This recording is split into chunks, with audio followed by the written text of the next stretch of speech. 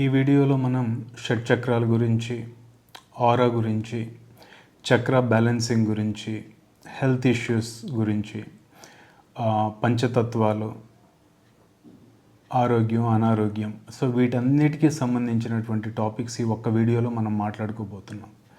So జాగ్రత్తగా గమనించండి, అట్లానే చివరి వరకు చూడండి. ఇది మనందరికీ తెలుసు, మన శరీరంలో మొత్తం 72,000 నాడులు ఉంటాయి అన్నమాట. సో ఇది మామూలుగా ఏమవుతుందంటే వెన్నపూసకి ఇప్పుడు కుడి ఎడమలు ఉంటాయి కదా. సో ఆ కుడి ఎడమల్లో ఏంటంటే ఇడా పింగళ అనే నాడులు ఉంటాయి అన్నమాట. సో ఈ ఇడా పింగళ అనేవి ఎలా ఉంటాయి అంటే హెలిక్స్ స్ట్రక్చర్ ఉంటుంది. హెలిక్స్ అంటే మనం గుడికి వెళ్ళినప్పుడు చూస్తాం కదా, నాగదేవత బొమ్మలు విగ్రహాలు చూస్తూ ఉంటాం. ఆ నాగదేవత విగ్రహాల్లో 2 పాములు ఇలా కలబోసుకొని ఉంటాయి కదా. సో దాన్ని ఆ హెలిక్స్ స్ట్రక్చర్ అంటాం. మన డిఎన్ఏ స్ట్రక్చర్ లాగా ఉంటుంది అనమాట. సో అటువంటి స్ట్రక్చర్లో ఈ ఇడా పింగళ అనేవి ఉంటాయి అన్నమాట. ఈ రెండిటి మధ్యలో ఉండేది సుషుమ్న నాడి అని ఇంకొక 3వ నాడి ఉంటుంది. ఇక్కడ మనం గుర్తుపెట్టుకోవాల్సింది ఏంటంటే ఈ ఇడా పింగళ ఎక్కడైతే కలుస్తూ ఉంటాయో ఇలా కలుస్తాయి, మళ్ళీ తర్వాత ఇలా విడిపోయి మళ్ళీ ఇంకొక స్ట్రక్చర్ ఫామ్ చేస్తూ ఉంటాయి. ఎక్కడైతే కలుస్తూ ఉంటాయో అక్కడ ఆ సెంటర్లో ఫామ్ అయ్యేదాన్ని నాడీ కేంద్రం అంటాం అనమాట.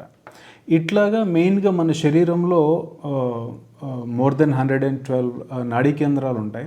అయితే వీటిల్లో మనకి ఇంపార్టెంట్ ఏంటంటే 6 నాడీ కేంద్రాలు చాలా ఇంపార్టెంట్. అందుకే మనం వీటిని షట్చక్రాలు అంటాం. అయితే ఇక్కడ 7వ నాడీ కేంద్రం గురించి కూడా తెలుసుకుంటాం. మొత్తం 7, ఇప్పుడు మనం 7 చక్రాల గురించి మనం మాట్లాడుకోబోతున్నాం అనమాట.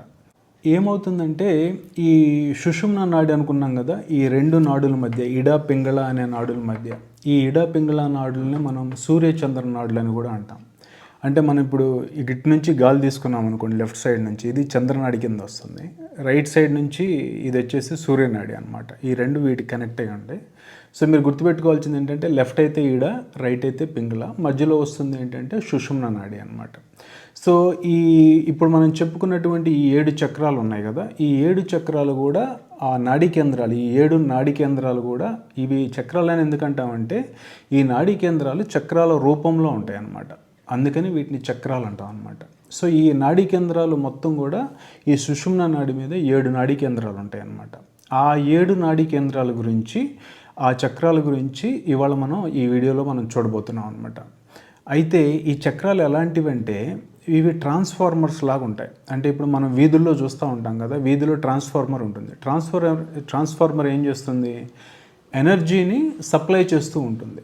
అదేవిధంగా మన శరీరానికి కావాల్సినటువంటి ప్రాణాన్ని సప్లై చేసేది ఈ 7 నాడీ కేంద్రాలు అన్నమాట. మన శరీరం మొత్తానికి కూడా ఈ 7 నాడీ కేంద్రాల ద్వారానే శక్తి అనేది మన శరీరం మొత్తానికి అందుతుందన్నమాట. అసలు చక్ర అంటే ఏంటి? చ అంటే చలనం కలిగినది అని, క్ర అంటే కలిగించేది అని. అంటే చక్ర అంటే మనకి చలనం కలిగించేది చక్రం అన్నమాట.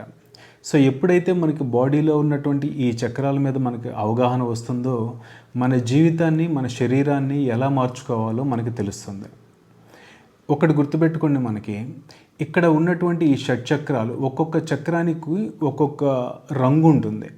అలానే ఆ చక్రానికి సంబంధించి ఒక తత్వం ఉంటుంది. తత్వం అంటే ఇప్పుడు మనం పంచతత్వాలు అనుకుంటాం కదా, అంటే ఏంటి?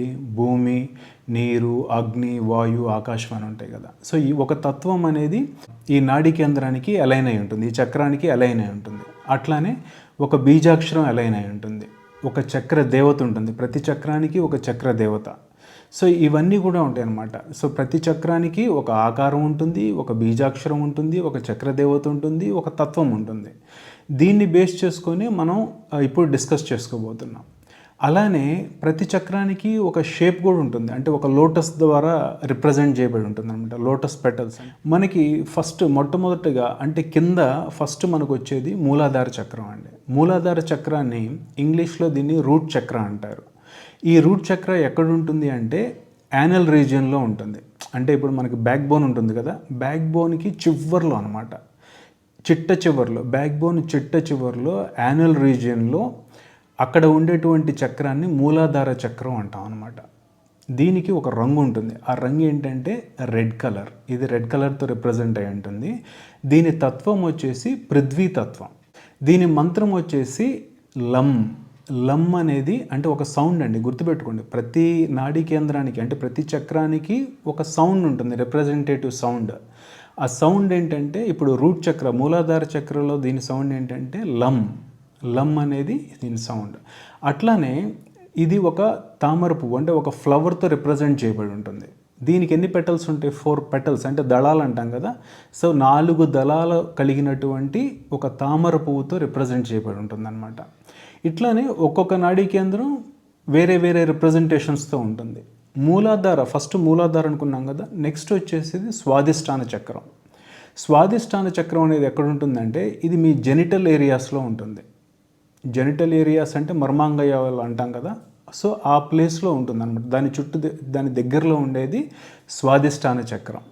దీనికి సంబంధించిన బీజాక్షరం ఏంటంటే వం.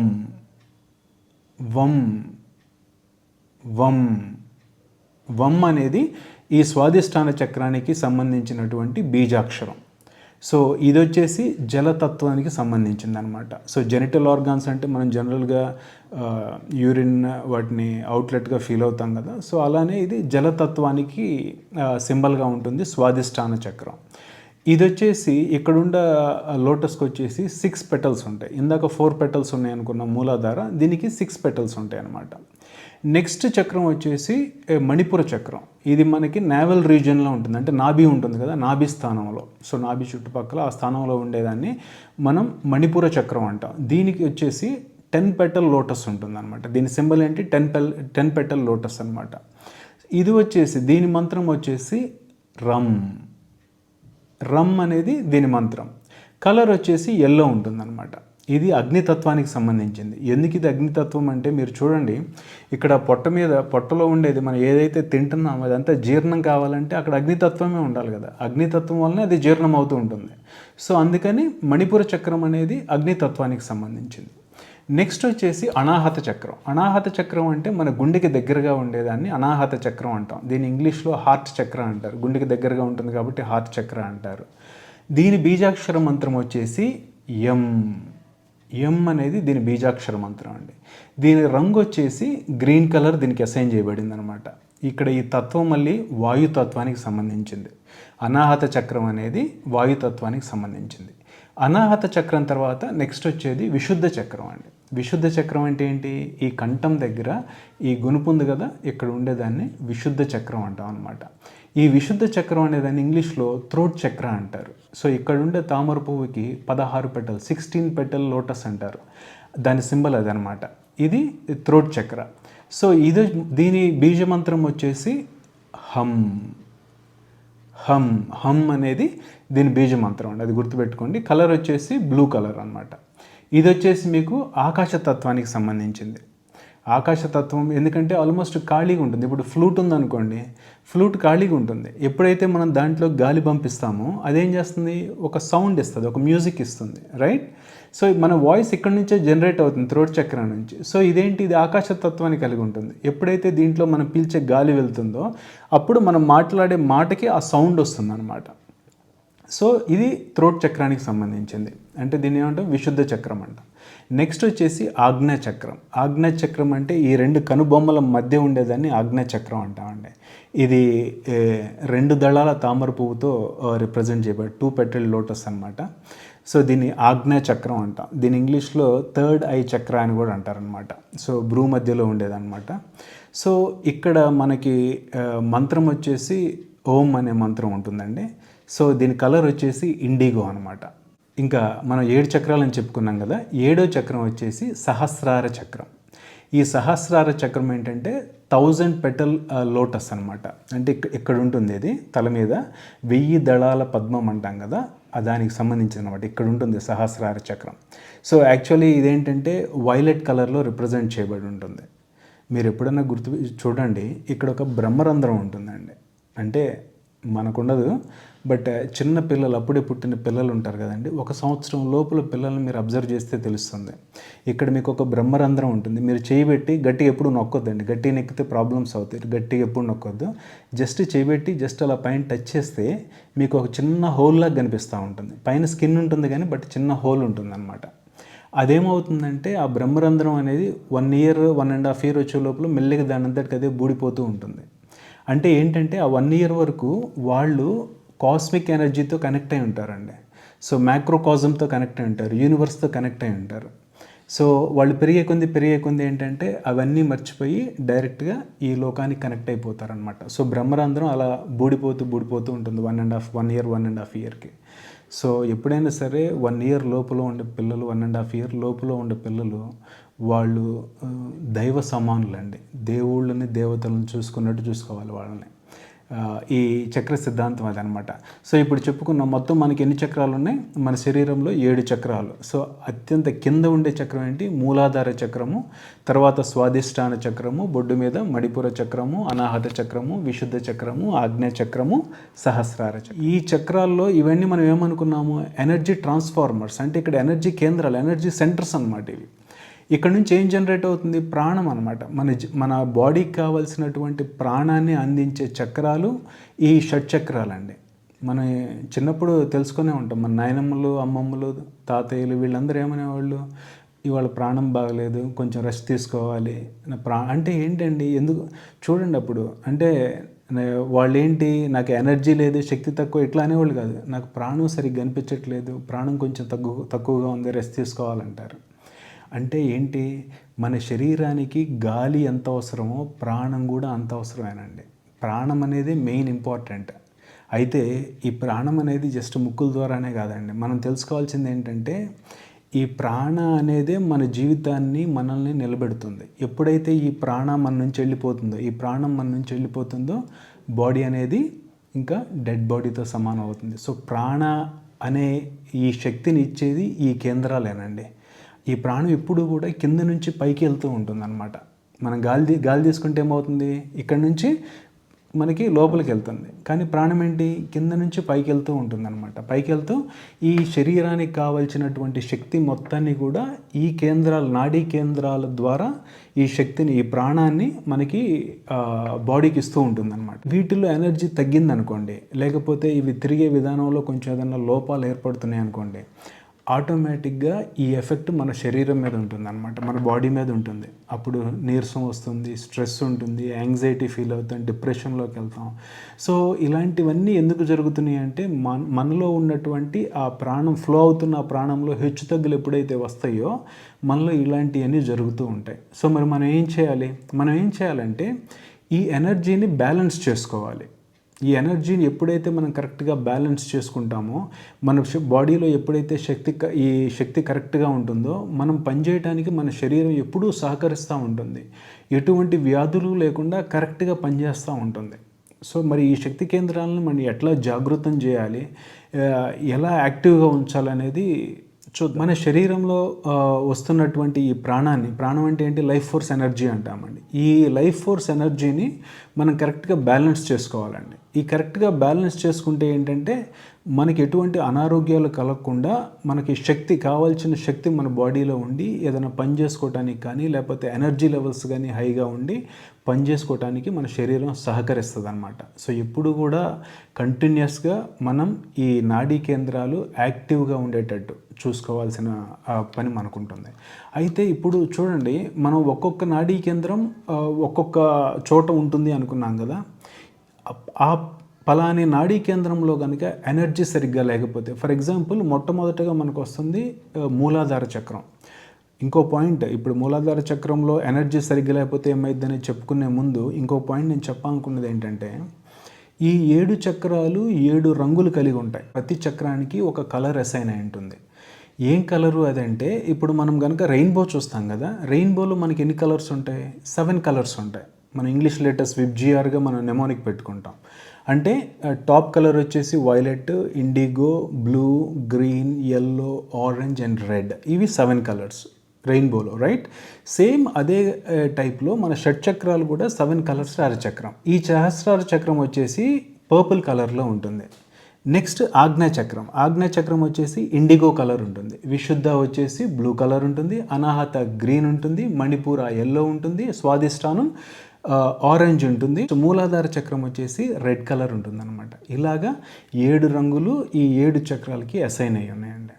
మనం గుర్తుపెట్టుకోవాల్సింది ఏంటంటే, ఇప్పుడు ఫర్ ఎగ్జాంపుల్ ఒక్కొక్క చక్రంలో ఏదన్నా ఎనర్జీ లెవెల్స్లో ఇంబ్యాలెన్స్ అయిందనుకోండి, ఎనర్జీ తక్కువ ఎక్కువలు అవటం ఇంబ్యాలెన్స్ అయితే ఆ ఎనర్జీ ఇంబ్యాలెన్స్ వలన మనకేంటంటే కొన్ని ప్రాబ్లమ్స్ రావడానికి అవకాశం ఉంది. అంటే ఫర్ ఎగ్జాంపుల్ కింద అంటే ఇప్పుడు మన బ్యాక్ బోన్కి చివర్లో ఉన్నటువంటి మూలాధార చక్రం ఉంటుంది కదా, ఈ మూలాధార చక్రం సరిగ్గా పనిచేయలేదనుకోండి, మూలాధార చక్రం పనిచేయపోయినప్పుడు అంటే రూట్ చక్రం అనుకున్నాం కదా, అది పనిచేయలేకపోతే ఏమవుతుందంటే మనకి కొన్ని దానికి సంబంధించినటువంటి స్పెసిఫిక్ డిసీజెస్ రావడానికి అవకాశం ఉంది. అంటే ఎలాంటివి రావచ్చు అంటే యాంగ్జైటీ పెరగవచ్చు, ఫియర్ రావచ్చు, ఇన్సెక్యూరిటీ రావచ్చు, లేకపోతే వెరికోజ్ వెయిన్స్ లాంటివి, మోకాళ్ళ నొప్పులు, నడుము నొప్పులు, యానల్ ప్రాబ్లమ్స్, లేకపోతే బ్లాడర్ ఇష్యూస్, లేకపోతే bone problems, constipation, weight problems, arthritis, ఇవన్నీ కూడా మూలాధార చక్రానికి సంబంధించినటువంటి డిసీజెస్ అండి. అట్లానే స్వాదిష్టాన చక్రం, స్వాదిష్టాన చక్రం అంటే జెనిటల్ రీజన్లో ఉంటుంది అనుకున్నాం కదా,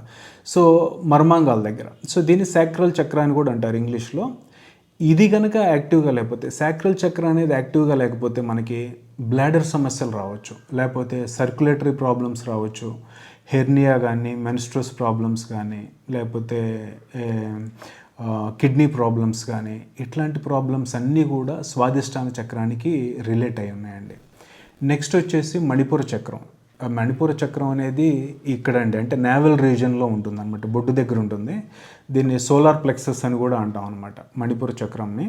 సో ఇక్కడ మనకి ఎప్పుడైతే మనకి మణిపుర చక్రంలో ప్రాబ్లం వస్తుంది అంటే పొట్టకు సంబంధించిన ఆరోగ్య సమస్యలు వస్తాయండి. అంటే ఫర్ ఎగ్జాంపుల్ ప్యాంక్రియాస్ సంబంధించిన సమస్యలు రావచ్చు, లేకపోతే అట్లాంటి పర్సన్ అక్కడ ప్రాబ్లమ్స్ అంటే ఈ చక్రాతో ప్రాబ్లం, ఎనర్జీ ఇంబ్యాలెన్స్డ్గా ఉండే పర్సన్ ఈగోయిస్టిక్గా ఉండొచ్చు, సెల్ఫ్ ఎస్టీమ్ లేకపోవటం ఉండొచ్చు, లేకపోతే ఎక్కువ పర్ఫెక్షనిజం కోరుకుంటున్నటువంటి వాళ్ళు అయి ఉండొచ్చు, అల్సర్స్ రావచ్చు, గ్యాస్ట్రిక్ ప్రాబ్లమ్స్ రావచ్చు, ఎసిడిటీ రావచ్చు, డయాబెటీస్ రావచ్చు, లివర్ సమస్యలు రావచ్చు.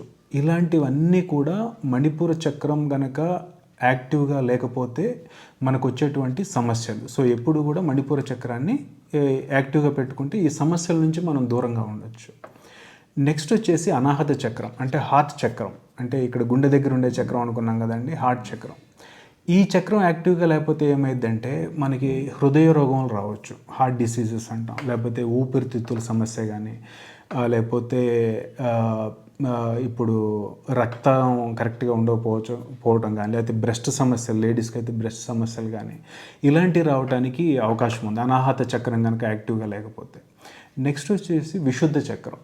విశుద్ధ చక్రం వచ్చేసి ఇక్కడ గొంతు దగ్గర ఉంటుందండి. దీన్ని మనం త్రోట్ చక్ర అని కూడా అంటాం అనమాట. సో ఈ చక్రం యాక్టివ్గా లేని వాళ్ళు జనరల్గా ఏం చేస్తుంటారంటే ఎక్కువ అబద్ధాలు ఆడుతుంటారండి. మీరు గుర్తుపెట్టుకోండి, ఇప్పుడు అబద్ధం ఆడుతున్నారంటే ఈ చక్రం యాక్టివ్గా లేదని. రెండు బిడియంగా ఉండటం, కొంచెం ఫియర్, కొంచెం అలా ఉంటారు, బిడియంగా ఉంటారు. లేకపోతే సర్వైకల్ ప్రాబ్లమ్స్ కానీ, గొంతు నొప్పి కానీ, లేకపోతే ఈ సమస్య ఉండేవాళ్ళు కొంచెం ఎక్కువ లావు కావడానికి కూడా ఛాన్స్ ఉందండి విశుద్ధ చక్రానికి సంబంధించి. నెక్స్ట్ వచ్చేసి ఆజ్ఞాచక్రం అనమాట. సో ఈ ఆజ్ఞాచక్రం అనేది మనం చెప్పుకున్నాం కదా, ఈ కనుబొమ్మల మధ్యలో ఉంటుంది. ఈ చక్రం కనుక యాక్టివ్గా లేదండి, యాక్టివ్గా లేకపోతే మనకేంటంటే ఈ హెడ్ సంబంధించిన సమస్యలు రావచ్చు. అంటే తలనొప్పి రావచ్చు, మైగ్రేన్ రావచ్చు, లేకపోతే చెవు నొప్పులు, ముక్కు కంటి సమస్యలు, లేకపోతే చెడు ఆలోచనలు రావటం, ఒత్తిడి పెరగటం, శ్రద్ధ తగ్గటం, ఇవన్నీ కూడా ఈ ఆజ్ఞాచక్రానికి సంబంధించినటువంటి సమస్యలు. ఇంకా నెక్స్ట్ లాస్ట్లో వచ్చేసి సహస్రార చక్రం. సహస్రారం అనేది మన తల మీద ఉంటుంది అనుకున్నాం కదా. సో ఇక్కడ మనకి శక్తి తగ్గింది అనుకోండి, ఈ చక్రం యాక్టివిటీ తగ్గింది అనుకోండి, అప్పుడు ఏంటంటే మనకి ఈ స్పిరిచువల్ గ్రోత్ అనేది బాగా తగ్గిపోతుంది. వీళ్ళకి ఏంటంటే ఆధ్యాత్మిక ఇంట్రెస్ట్ ఉండదండి. ఎందుకంటే బికాజ్ ఇది యాక్టివ్గా లేకపోవటం వలన వాళ్ళకి ఆ స్పిరిచువల్ గ్రోత్ తక్కువగా ఉంటుందన్నమాట. ఇంక అంతేకాకుండా ఏమవుతుందంటే రీకాలింగ్ పవర్ కూడా బాగా తక్కువ ఉంటుంది, స్ట్రెస్ ఎక్కువ ఉంటుంది, యాంగ్జైటీ ఉంటుంది, డిప్రెషన్ ఉంటుంది. సో ఇలాంటి సమస్యలన్నీ సహస్రార చక్రం కనుక యాక్టివ్ లేకపోతే మనకు ఉంటాయి. సో మనం చేయాల్సింది ఏంటంటే ఈ చక్రాలు మొత్తం కూడా, ఈ 7 చక్రాలు, 7 చక్రాస్ అనుకున్నాం కదా, వీటిని యాక్టివ్గా ఉండేటట్టు చేయాలి. సో ఇవి యాక్టివ్గా ఉండాలంటే కొన్ని ప్రక్రియలు ఉన్నాయి. ఆ ప్రక్రియల గురించి మనం చెప్పుకోబోయే ముందు మనం ఆరా గురించి చెప్పుకుందాం. అసలు ఫస్ట్ ఆరా అంటే ఏంటి? మనం ఎందుకంటే ఆరా నాలెడ్జ్ కూడా ఉండి మనకి చక్రాల నాలెడ్జి ప్లస్ ఆరా నాలెడ్జి ఉంటే మనం అప్పుడు ఈ వచ్చే అనారోగ్యాల నుంచి ఎలా బయటపడవచ్చు అనేది మనం తెలుసుకోవచ్చు. సో ఇప్పుడు ఆరా అంటే ఏంటి?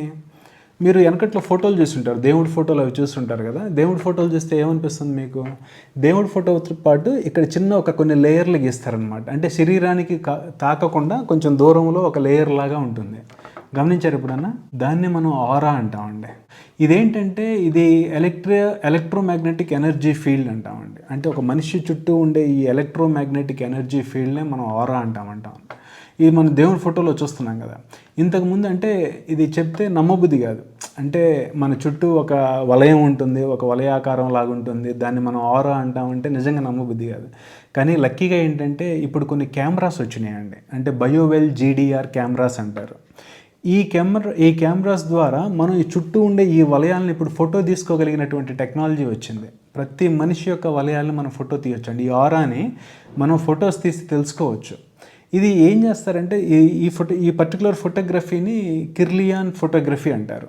ఈ ఫోటోగ్రఫీ ఇది ఎలా వస్తుందంటే మన శరీరము ఒక ఎనర్జీని ఎమిట్ చేస్తూ ఉంటుందండి. ఈ ఎమిట్ చేసే ఎనర్జీని ఒక కలర్లో రిప్రజెంట్ చేస్తుంది అనమాట. ఇది పోలరాయిడ్ కెమెరాస్ యూజ్ చేస్తారు. అంటే దానికి సంబంధించి పోలరాయిడ్స్ ఉంటాయి. సో ఎప్పుడైతే మన శరీరం నుంచి ఎనర్జీ బయటికి రేడియేట్ అవుతూ ఉంటుందో అది ఒక కలర్లో రిప్రజెంట్ అయ్యింది.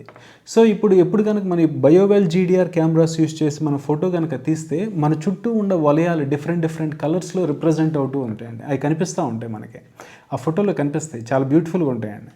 సో అవి కనుక మనం తీసుకొని అనలైజ్ చేస్తారు. అనలైజ్ చేసి ఇతని ఎనర్జీ ఏ లెవెల్లో ఉంది అనేది చెప్పడానికి అవకాశం ఉంటుందండి. ఆరాని బట్టి చెప్పొచ్చు ఎంత హెల్తీగా ఉన్నాడు, ఎంత ఆనందంగా ఉన్నాడు అని. ఒక్కటి గుర్తుపెట్టుకోండి, ఎవరైతే ఆనందంగా హెల్తీగా ఉంటారో వాళ్ళ ఆరా చాలా పెద్దగా ఉంటుంది. ఎవరైతే దుఃఖంలో సాడ్గా ఉంటారో వాళ్ళ ఆరా చాలా చిన్నగా కుచించుకుపోయి ఉంటుంది అన్నమాట. అంతేకాదు ఎక్స్పాన్షన్ కాంట్రాక్షనే కాకుండా కలర్ రిప్రజెంటేషన్ కూడా ఉంటుంది. ఒక్కొక్క టైప్కి ఒక్కొక్క టైప్ ఆఫ్ కలర్ ఉంటుందండి. ఆ కలర్స్ని బట్టి కూడా మనం అతని యొక్క పర్సనాలిటీని ప్రిడిక్ట్ చేయడానికి అవకాశం ఉంటుందన్నమాట. అయితే ఇప్పుడు మనం ఆరా గురించి ఎందుకు మాట్లాడుకుంటున్నాము అంటే, ఆరా అనేది మన శరీరానికి ఒక రక్షణ కవచం లాంటిదండి. మనకి ఆరా కనుక దెబ్బతిందనుకోండి, అప్పుడు ఏంటంటే ఆటోమేటిక్గా మన ఇమ్యూనిటీ కూడా తగ్గిపోతుంది అనమాట. అంటే ఏమవుతుంది, మన ప్రాణశక్తి బయటికి వెళ్ళిపోతూ ఉంటుంది. సో ఆరాని ఎప్పుడు స్ట్రాంగ్గా పెట్టుకోవాలి. అది ఒక రక్షణ కవచం.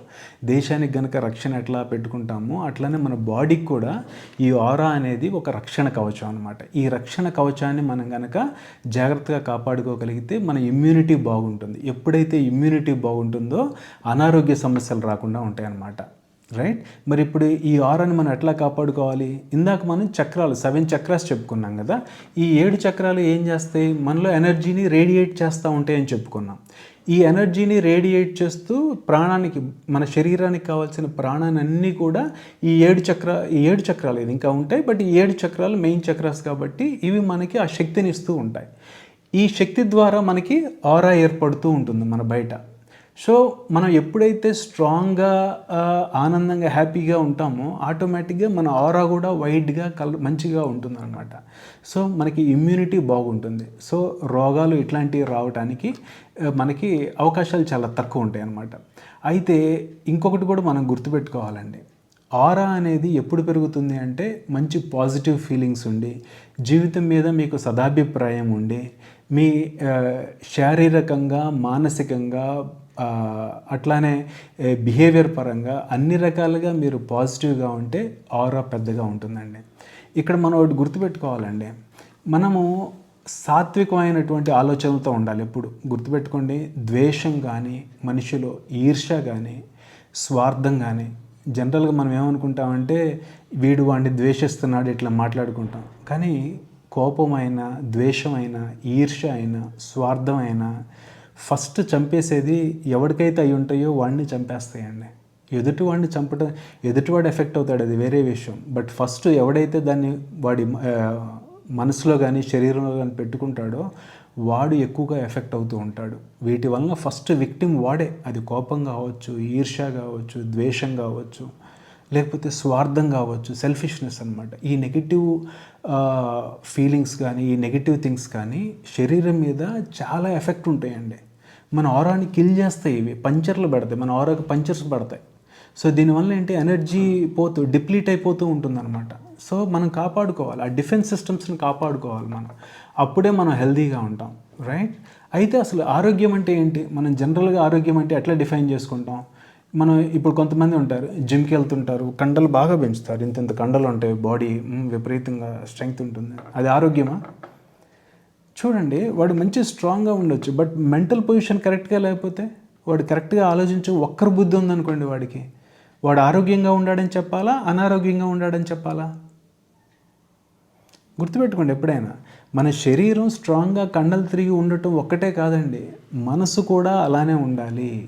సో శారీరకంగా, మానసికంగా అన్ని రకాలుగా కూడా వాడు ఉత్కృష్ట దశలో ఉంటేనే అప్పుడే వాడు ఆరోగ్యంగా ఉండాడని చెప్తాం. వాడికి మంచి ఆలోచనలు ఉండాలి, సాత్వికమైనటువంటి బుద్ధి ఉండాలి, అప్పుడే అది పరిపూర్ణమైనటువంటి ఆరోగ్యం అండి.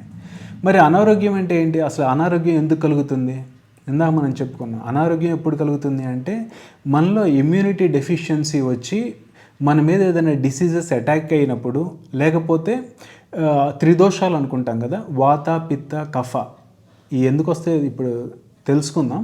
బట్ తెలుసుకునే ముందు ఈ దోషాల వలన కూడా మనకి అనారోగ్యం రావడం జరుగుతుందన్నమాట.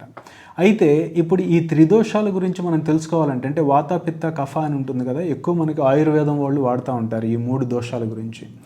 అయితే ఇవి ఎందుకు వస్తాయి అంటే, పంచతత్వాలని మన బాడీలో ఉంటాయండి. పంచతత్వాలు బాడీలోనే కాదు, పంచతత్వాలు అంటే అందరికీ తెలిసినాయి కదా, ఇందాక మనం చెప్పుకున్నాం కదా, భూమి, నీరు, అగ్ని, వాయువు, ఆకాశం, పంచతత్వాలు. సో ఈ 5 తత్వాలు సృష్టి మొత్తంలో ఉన్నాయి. సృష్టి మొత్తంలో ఉన్నాయంటే మనకి బయట ఉన్నాయి, మనలోనూ ఉన్నాయి. మనం కూడా ఈ పంచతత్వాల ద్వారానే తయారై ఉన్నాం అన్నమాట. సో చూడండి, ఈ పంచతత్వాల్లో ఏదన్నా ఇంబ్యాలెన్స్ వచ్చిందనుకోండి, చూడండి ప్రతి చోట బ్యాలెన్సింగేనండి.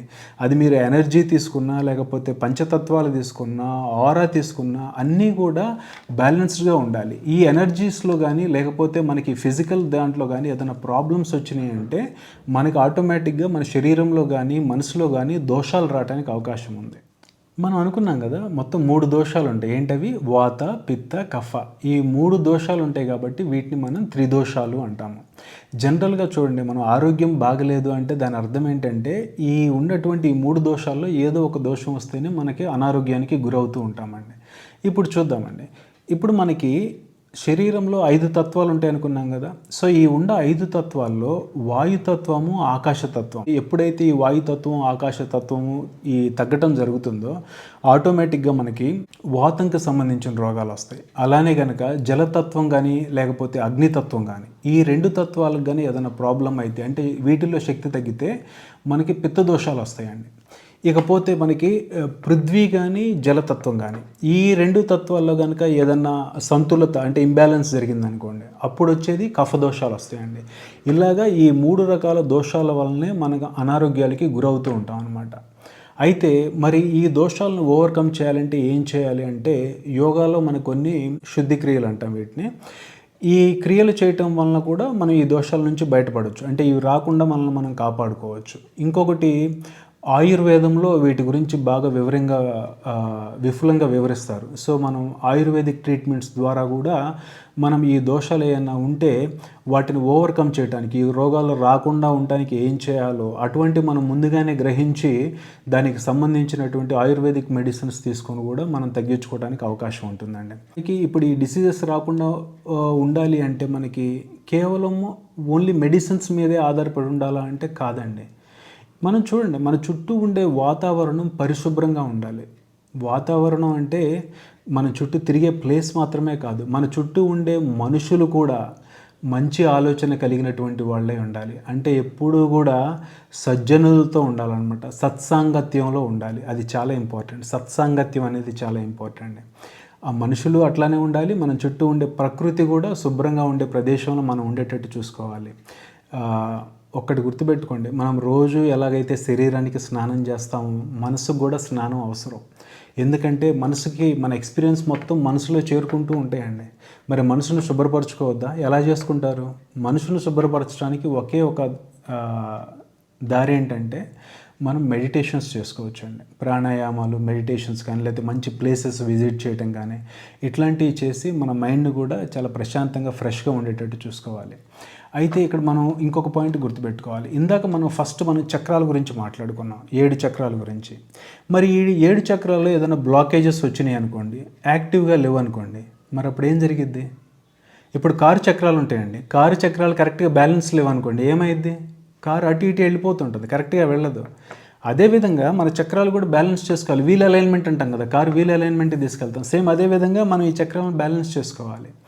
ఎలా బ్యాలెన్స్ చేసుకోవాలి ఈ చక్రాలని అంటే, యోగా ద్వారా కానీ, ప్రాణాయామము, బ్రీతింగ్ టెక్నిక్స్ ఉంటుంది, ధ్యానం ఉంటుంది, అట్లానే సౌండ్ థెరపీ ఉంటుందండి. మ్యూజిక్ ద్వారా కూడా ఈ చక్రాలను యాక్టివేట్ చేసుకుంటూ ఉంటారు. ఒక్కొక్క చక్రానికి ఒక్కొక్క ఫ్రీక్వెన్సీ ఉంటుంది. అంటే మూలాధార చక్రానికి 238 ఫ్రీక్వెన్సీ, అట్లానే విశుద్ధ చక్రానికి ఒక ఫ్రీక్వెన్సీ, సహస్రార చక్రం, ఒక్కొక్క చక్రానికి ఒక్కొక్క ఫ్రీక్వెన్సీ ఉంటుందండి. ఆ ఫ్రీక్వెన్సీ సౌండ్స్ కనుక మనం వింటూ ఉంటుంటే ఆటోమేటిక్గా ఆ చక్రం యాక్టివేట్ అవుతుండే. గుర్తుపెట్టుకోండి, సౌండ్ అనేది నథింగ్ బట్ ఎనర్జీ అన్నమాట. ఎప్పుడైతే ఆ ఎనర్జీ నీ శరీరం గ్రహిస్తుందో ఆటోమేటిక్గా ఈ చక్రాస్ను కూడా, ఆ పర్టికులర్ చక్రాన్ని కూడా యాక్టివేట్ చేస్తూ ఉంటుందండి. అంటే మీరు ఇక్కడ ఒకటి గుర్తుపెట్టుకోవాలి. ఫర్ ఎగ్జాంపుల్ మూలాధార చక్రాన్ని యాక్టివేట్ చేయాలనుకోండి, డ్రమ్స్ మ్యూజిక్ చాలా బాగా ఉపయోగపడుతుంది. ఎక్కువ డ్రమ్స్ వింటున్నారనుకోండి, మూలాధార చక్రం బాగా యాక్టివేట్ అవుతుంది. సాక్సోఫోన్ లాంటి ఇన్స్ట్రుమెంట్స్ ఉంటాయి, అవి వింటే ఏమవుతుందో తెలుసా? మీ స్వాదిష్టాన చక్రం కానీ, లేకపోతే మణిపుర చక్రం కానీ, ఇవి యాక్టివేట్ అవుతూ ఉంటాయి. ఇంకా మీకు అనాహత చక్రం, హార్ట్కి వచ్చే తలకి మీకు ఏంటనేది అనిపిస్తూ ఉంటుంది కదా. ఇక్కడ ఏంటంటే స్ట్రింగ్ ఇన్స్ట్రుమెంట్స్, అంటే గిటార్ ఉంటుంది కదా, గిటార్ కానీ, వయోలిన్ కానీ, అలాంటి మ్యూజిక్ విన్నప్పుడు మీ హార్ట్ చాలా ప్రశాంతంగా ఉండి ఈ చక్ర బాగా యాక్టివేట్ అవుతుందండి. సో స్ట్రింగ్ ఇన్స్ట్రుమెంట్ సంబంధించిన మ్యూజిక్ మీకు హార్ట్కి బాగా ఉపయోగపడుతుంది. అట్లానే ఫ్లూట్ ఉంటుంది, ఫ్లూట్ కానీ, పియానో కానీ, అవన్నీ కూడా మీకు విశుద్ధ చక్రానికి బాగా యాక్టివేట్ చేస్తాయి. ఆజ్ఞా చక్రం వచ్చేసి గంట, బెల్ ఉంటుంది కదండి, మనం పూజ చేయగానే బెల్ కొడతాం. ఎందుకు కొడతాం తెలుసా? ఈ ఆజ్ఞా చక్రం యాక్టివేట్ చేసుకోవటం కోసం అండి. మీరు ఎప్పుడైతే ఆ బెల్ సౌండ్స్ వింటారో, గాంగ్ కానీ, లేకపోతే బుద్ధిస్ట్ ఇట్లా కొడుతుంటారు, ఒక రౌండ్ ప్లేట్ లాంటిది, గాంగ్ అంటారు దాన్ని, అట్లాంటి, లేకపోతే పక్షుల కిలకిల రావాలు వింటూ ఉంటాం. ఇవన్నీ ఎఫెక్ట్ వచ్చేసి మనకు ఆజ్ఞా చక్రం మీద పడుతుంది అనమాట. సో అలానే ఒక్కొక్క చక్రానికి ఒక్కో రకమైన మ్యూజిక్. సో అట్లా డిఫరెంట్ చక్రాస్కి డిఫరెంట్ ఇన్స్ట్రుమెంట్స్ వీటిని యాక్టివేట్ చేస్తూ ఉంటాయి. వీటిని మ్యూజిక్ థెరపీ అంటామండి. వీటిని ఏం చేస్తారంటే, ఇప్పుడు ఇది సైన్స్ లాగా డెవలప్ అయింది. డయాగ్నైజ్ చేసి ఆరా ఎలా ఉంది, చక్రాస్ ఏవి యాక్టివ్గా ఉన్నాయి, ఎటువంటి ఎనర్జీ అవసరం, అతని పర్సనాలిటీ ఎలా ఉంది, ఇవన్నీ కూడా హోలిస్టిక్గా అనలైజ్ చేసి దానికి సంబంధించి అతనికి ఎటువంటి మ్యూజిక్ వింటే అతను రికవర్ అవుతాడు తొందరగా అనేది ఇప్పుడు కొత్త హీలింగ్ మెకానిజమ్స్ కూడా వచ్చినాయి అనమాట. సో దీన్ని మనం ఏంటంటే సౌండ్ హీలింగ్ అంటాం, సౌండ్ థెరపీ అంటాం అనమాట. కేవలం సౌండే కదండి, ఇప్పుడు కొత్తగా ఇంకోటి లైట్ థెరపీ అని వచ్చింది. డిఫరెంట్ కైండ్స్ ఆఫ్ లైట్స్ మన బాడీ మీద ఇట్లా వేస్తూ కూడా, మన కళ్ళ మీద, బాడీ మీద వేస్తూ లైట్ థెరపీ ఇచ్చేటువంటి కొత్త టెక్నాలజీస్ వచ్చినాయి.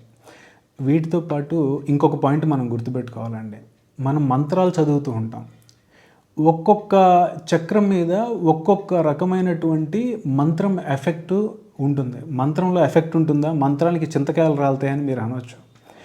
చూడండి, మంత్రం అనేది సైన్స్ అండి. సాంస్క్రిట్లో ప్రతి శబ్దం కూడా ఒక పర్టికులర్ ప్లేస్ నుంచి ఉచ్చారణ జరుగుతూ ఉంటుందన్నమాట. మీకు మిగతా భాష లాంటిది కాదు సాంస్క్రిట్ అనేది. సో మనకి మంత్రం అనేది ఎలా తయారైందంటే, ఋషులు వాళ్ళు అంతర్లీనంగా ధ్యానంలో ఉన్నప్పుడు వాళ్ళు ఆలోచించి ఒక అక్షరం, ఒక సౌండ్ ఎఫెక్ట్ బాడీలో ఏ పార్ట్ మీద పడుతుంది అనేది వాళ్ళు గ్రహించగలిగారు. గ్రహించిన ఆ సైన్స్ ద్వారా మనకి మంత్రాలను చెప్పారు. కాబట్టి మంత్రానికి ఎనర్జీ ఉంటుంది. మంత్రం అంటే ఏంటండి, మనం పలికేదే కదా, ఉచ్చరించేదే మంత్రం. మనం ఉచ్చరించినప్పుడు ఏమవుతుంది, సౌండ్ ప్రొడ్యూస్ అవుతుంది. అర్థమైందా? మన సౌండ్ ప్రొడ్యూస్ అవుతుంది. సౌండ్ అంటే ఏంటి, ఎనర్జీ. సో ఎక్కడైతే నీకు ఒక పర్టికులర్ మంత్రం అనేది రిలేటెడ్ టు పర్టికులర్ చక్ర ఉంటుంది, సో ఆటోమేటిక్గా ఆ పర్టికులర్ మంత్రం చదివినప్పుడు ఎనర్జీ నీకు వచ్చేసి ఏమవుతుంది, ఆ చక్ర వచ్చేసి యాక్టివేట్ అవుతుంది. సో యాక్టివేట్ అవ్వటం వల్ల ఇలాగా నీకు ఈ సౌండ్ ఎనర్జీ అనేది ఉపయోగపడుతుంది. మంత్రాలు, జపాలు ఇవన్నీ కూడా అంతే అండి, ఇలా ఉపయోగపడతాయి. ఇంకా ఇవి మామూలుగా చిన్న చిన్న సమస్యలు ఉన్నప్పుడు. కొంతమందికి ఏంటంటే చైల్డ్‌హుడ్ నుంచే చాలా పెద్ద ప్రాబ్లమ్స్ ఉండొచ్చు. అంటే కేవలం ఈ చిన్న చిన్న వాటి వలన క్యూర్ కాకపోవచ్చు. సో అట్లాంటప్పుడు మనం ఏం చేయాలి? అట్లాంటప్పుడు ఏం చేయాలంటే ప్రొఫెషనల్ హెల్ప్ తీసుకోవాలండి. ప్రొఫెషనల్ హీలర్స్ ఉంటారు. వాళ్ళు మన ఆరాని కరెక్ట్ చేస్తారు. ఈ చక్ర యాక్టివేటింగ్ ఉంటుంది, లేకపోతే ఆరా కరెక్షన్స్ ఉంటాయి, లేకపోతే ఆయుర్వేదిక్ డాక్టర్స్ అయితేనేమో త్రిదోషాలని ట్రీట్ చేస్తారు. ఇదంతా కూడా ఇండియన్స్ కనిపెట్టిన ఒక హోలిస్టిక్ సిస్టమ్ అండి. సో ఇప్పుడు మనకి చిన్ననాటి ఎక్కువ కష్టాలు, బాధలు ఇలాంటివి ఉన్నాయనుకోండి, అంటే ఇప్పుడు వీటిని ఏమంటాం, చైల్డ్‌హుడ్ ట్రామా అంటాం. అలాంటివి ఉన్నప్పుడు ప్రొఫెషనల్ హెల్ప్ తీసుకోవాలనుకున్నాం కదా. సో మరి వాళ్ళు ఎవరి దగ్గరికి వెళ్ళాలి అంటే, ఇవి క్యూర్ చేయడానికి కొన్ని టెక్నిక్స్ ఉన్నాయి. కొంతమంది ప్రొఫెషనల్స్ ఉన్నారు. రేకి అని ఉంటుంది, ఆక్యుపంచర్ ఉంటుంది. ఆక్యుపంచర్ తెలుసు కదా, చిన్న చిన్న నీడిల్స్ ఉంటాయి అనమాట. ఆ నీడిల్స్ సూదులు లాంటివి ఉంటే వాటిని బాడీలో గుచ్చుతారు. నొప్పే ఉండదు, పెద్ద ఎక్కువ నొప్పే ఉండదు. అది గుచ్చినప్పుడు ఏమవుతుందంటే, ఎక్కడైతే మీకు నాడుల్లో బ్లాక్స్ ఏర్పడతాయో, అంటే అక్కడ చిన్న చిన్న బ్లాక్స్ ఏర్పడ్డప్పుడు వాళ్ళు అది ఐడెంటిఫై చేయగలరు. ఐడెంటిఫై చేసి ఏం చేస్తారంటే, అక్కడ ఈ ఆక్యుపంచర్ ద్వారా అంటే ఈ నీడిల్ని గుచ్చుతారు. గుచ్చినప్పుడు ఎక్కడైతే ఎనర్జీ బ్లాక్ అయిపోయిందో ఆ ఎనర్జీ క్లియర్ అయిపోతుంది. అక్కడ నుంచి మూమెంట్ వచ్చేస్తుంది. ఆ మూమెంట్ వచ్చి ఫ్రీ ఫ్లో జరిగిపోతుంది అనమాట. ఎనర్జీ ఎప్పుడైతే ఫ్రీ ఫ్లో జరిగిపోతుందో మళ్ళీ మీ బాడీ యాక్టివ్ అవుతుంది అనమాట.